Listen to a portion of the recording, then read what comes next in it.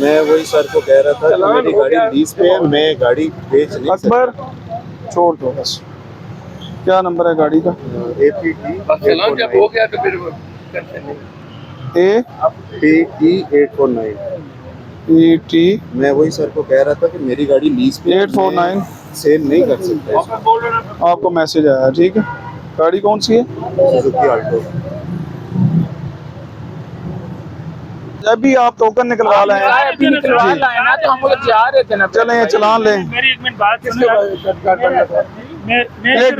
एक मिनट ना मेरी बात सुने, हम मोड़ के ऊपर आपने लिया, हम खड़े तो नहीं थे किधर। जहांगीर अहमद कौन है? हमारी भाई आपसे कोई जिद नहीं है, आप सच बोलें।